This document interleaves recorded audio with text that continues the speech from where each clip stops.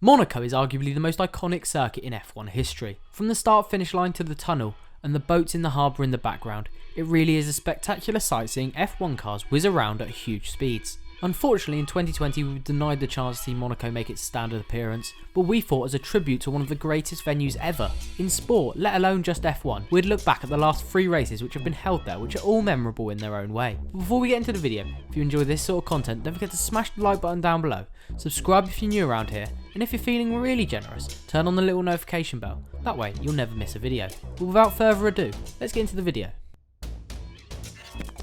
Let's start with the most recent race. 2019 was an emotional weekend for the entire Formula 1 community. It was the first race following the sad passing of Niki Lauda, who passed away just a few days earlier at the age of 70. The race that followed would be one Niki Lauda himself would have been proud of. Mercedes were utterly dominant in 2019, so it's no surprise that they qualified first and second, with Hamilton leading the way. The Brit got away cleanly, but it was a weekend to forget for Charles Leclerc, as he crashed out on his first home race with Ferrari. When the safety car was deployed, the leaders pitted, and Verstappen got a jump on Bottas and got up to second, leaving him in a position to fight Hamilton for the rest of the race. With a penalty looming for an unsafe pit exit, Verstappen hounded Hamilton for much of the race, who complained about wearing on his tyres like never before. The Dutchman made his best attempt on lap 76, but couldn't make it stick as the pair touched, forcing each other to cut the chicane. Hamilton crossed the line for a truly remarkable victory, a win he dedicated to Lauda, who was instrumental in his move to Mercedes. The 2018 Monaco Grand Prix was a dream and a nightmare for Daniel Ricciardo all at the same time. He may have won the race,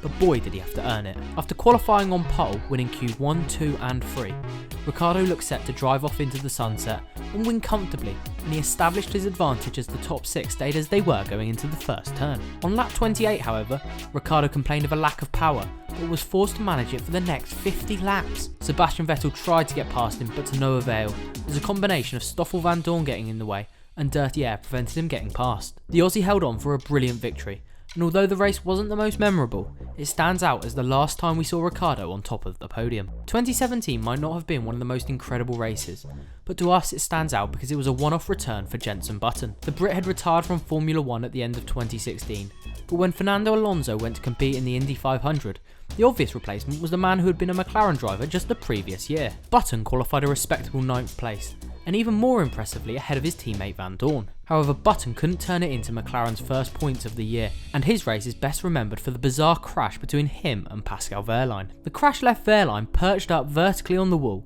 and Button was forced to retire with suspension damage, and we never saw him compete in F1 again. Sebastian Vettel won the race, which extended his lead at the top of the standings. What are your predictions for the Monaco Grand Prix?